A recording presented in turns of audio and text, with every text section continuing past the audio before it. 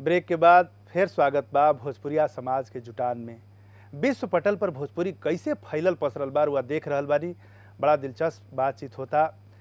एगो बार बार सवाल उठेला हिंदी के जो साहित्यकार लोग बा उ कई बार ई भोजपुरी के लेके ई सवाल उठावल कि ना भोजपुरी से हिंदी के खतरा बा।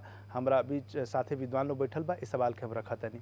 निरंजन जी, ई सवाल हम रउआ से शुरुआत करतनी कि बार बार ई उठेला, कई बार सवाल उठल। हिंदी के कई गो विद्वान लोग कहल कि ना भोजपुरी में लिखल पढ़ल जाई, भोजपुरी के साहित्य आई तो उसे हिंदी कमज़ोर होई।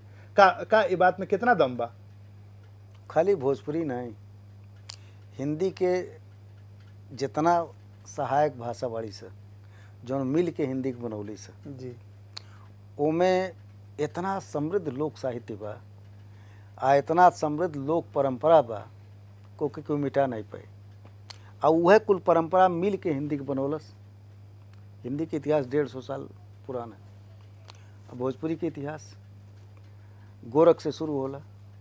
गोरख, भरथरी, कबीर, माने हिंदी के पूरा संत काव्य परंपरा भोजपुरी परंपरा है। ब्रज के कुल परंपरा, ब्रज भाषा वाला परंपरा, जी बिल्कुल, भक्ति वाला, अवधि की परंपरा देखा। ये तीनों परंपरा मिला के न हिंदी के बनौलस। राजस्थानी परंपरा, राजस्थान में जो लोक कथा बाड़ी से जो लोक काव्य वहाँ गया भोजपुरी में बा, समृद्ध बा। तो ई जितना कुल बा उस सब मिला के हिंदी के बनौले बा। अब भोजपुरी के उत्थान में हिंदी के भी उत्थान छिपल बा, ये लोग भुला गए बा। ई डर एक कौना बात कारण बता से दे बा? बाबू, डर कौना कारण से का बा? भोजपुरी हमन के जनता का भोजपुरी हमन के मातृभाषा और हिंदी हमन के राष्ट्रभाषा। तो मातृभाषा और राष्ट्रभाषा में एगो हमारा देश है, एगो हमारा स्वदेश है। भोजपुरी हमारा स्वदेश है और हिंदी हमारा देश है। तेली हिंदी और भोजपुरी एक दूसरे के सहायक है। जे के लड़ावे के कोशिश करता, हमारे ख्याल से वो हिंदी के भी हित नहीं के चाहत।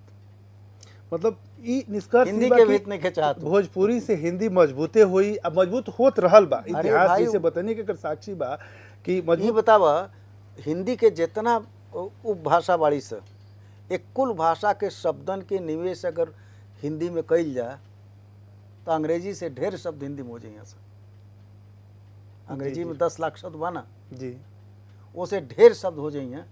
कैसे देखिए एगो शब्द के रूप में यहाँ पर एगो सवाल हम हाँ, जोड़ा तनी कि बहुत लोग एक विरोध कैलस। कई बार हम बात रखनी कि जौन भोजपुरी बा वो बड़ा लोच वाला भाषा बा। वो अपना में अलग अलग भाषा के, जैसे दीदी सुनैनी है कि कैसे वहाँ पर फ्रेंच या क्रियोल मिक्स भइल बा आ कैसे ओकरा के लोग स्वीकारता। वही तरी जब नया जनरेशन आवता तो समय के साथ भाषा के स्वरूप बदली।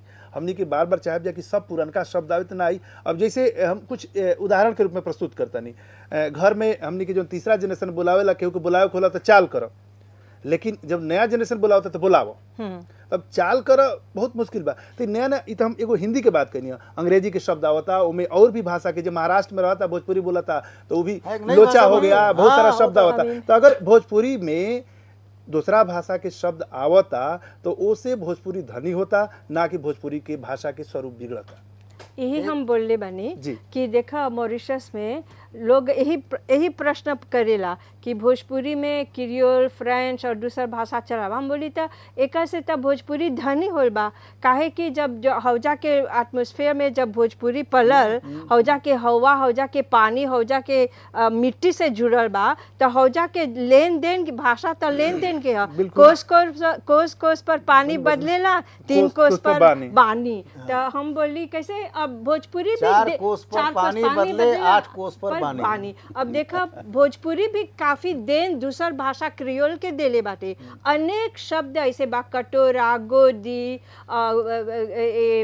हमनी के बाजार, गम्मट, जलसा, अनेक शब्द ऐसे बाते कि जो क्रियोली में घुस गए बाते। बेचारा जैसे कि ओ भाषा बन गया बेचारा बचारा। और ऐसे पराठा हो गया बा फहाता।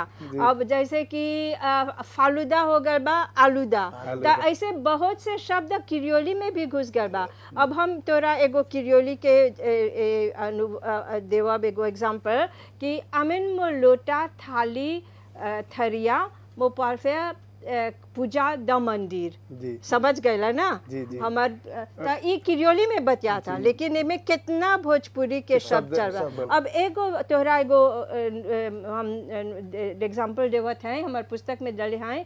एगो शब्द बा किरियोल में हो जा परी लाके सुंगा। तो आदमी सोचे ई लाके सुंगा कौन चीज है, लाके सुंगा कहाँ से आबा किरियोली शब्द। लाके सुंगा जब हम अपन रिसर्च कर ली तो लकर सुंगा और लकर सुंगा और वही मीनिंग बाटे कि पहलका लोग लकर सुंघा के आदमी के बहकावत रहलन। नीरन जी बताए लकर सुंघा बड़ा अपना यहाँ के फेमस। एक बात ही बतावा, तब मॉरिशस में एक भी बात बता, अबे जोन बात होत रहल शब्दन वाली बात होत रहल, ऊपर आ जाओ कइल जा जी कि भोजपुरी में जितना शब्द हिंदी के जोन शब्द बना जी उनमें हिंदी के कौन शब्द है ई के हमके बता दे। कैसे तत्सम शब्द सब संस्कृत के है जी तद्भव शब्द सब बोलिन के शब्द है, अवधी भोजपुरी राजस्थानी जी जी हाँ जी। विदेशी शब्द विदेशी भाषण के शब्द है सही ये तीनों मिला के ना हिंदी बनल। जी जी तो अगर ई कुल भाषण के शब्दन के निवेश कइल जाए हिंदी में तो हिंदी के शब्द संपदा बढ़ी कि नहीं बढ़ी। जी जी जी मनोज जी से हम थोड़ा वहाँ के नया पीढ़ी से बनी। मनोज जी जौन ई शब्द नया नया आवत अलग अलग भाषा के भोजपुरी में, तो राउर का ए पर ओपिनियन बा, राउर का विचार बा, भोजपुरी धनी होतिया या ई भाषा के रूप बिगड़ता? ना एकरा के भोजपुरी लोग अंगीकार करे जी पहला सोच तो ही आवे के चाहिए। जी बाकी कौन शब्द यूज करता, कौन शब्द बोलल चाहता, कौन नइखे बोल पाओ, ई तो बात के बात बा। अंगीकार करता लोग, ये बहुत अच्छा बात जी बा।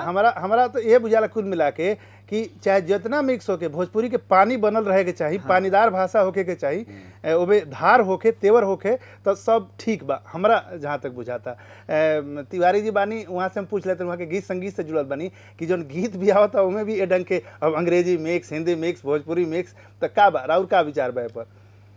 देखिए गीत में जौन भी शब्द लोग यूज करता मैंने व्यवहार करता अंग्रेजी के, तो वही अंग्रेजी शब्द ओकरा में लोग ले आवता जौन जो चलता फिरता में सब के बोलता। कैसे नहीं रही अंग्रेजी शब्द, अच्छा कैसे ना रही, कैसे नहीं रही हमने के गुरुजी ठीक कहता नहीं, गुरुजी के तो हाँ, हमने अब के तो नहीं भाषा के स्वभाव होला, जी। शब्द मरल ना नया शब्द लेन पैदा देन, होला, जी, जी। आई प्रवाह होला। आ जे प्रवाह के जौन भाषा ये प्रवाह के रोक देले वो भाषा मरी जाली। सही सही लेन बात। देन हो अब लेन-देन होला। लेन-देन होला। हर एक घर के भाषा जी जतसार अब नहीं बा, ना। जतसार से संबंधित या श्रम से संबंधित जितना शब्दावली बा, कृषि से संबंधित शब्दावली सब मशीन से होता है, सब खत्म होता कि नहीं होता, वो खत्म होता है, नया शब्द होता, कुल पुराना मिला के निष्कर्ष ई निकलल, समय के कुल अनुसार कुल मिला के निष्कर्ष ई मिलल कि जो दूसरा भाषा से हमनी के शब्द लेतन जाए, बंगाल में जे रहता तो ओकरा भोजपुरी में बंगला शब्द जौन भी शब्द आवता उसे भोजपुरी धनी होतिया, भोजपुरी समृद्ध होतिया। नंबर एक ओकर तेवर बनल रहे के चाहिए, ओकर धार बनल रहे के चाहिए। आ जौन शब्द मनोज जी भी कहनी है पर कि जौन शब्द में चिपके तब पेवन सटला नियर ना लगे, उ लागे कि ओकर आपन हो गइल, में रच बन जाए। हम रुआ से बात करब, अभी ब्रेक के समय हो गइल बा, हम सरता दीदी राउर भी विचार ले। बहुत बहुत मजेदार बातचीत चलता, अभी समय हो गइल ब्रेक के, बनल रही हमार के साथ।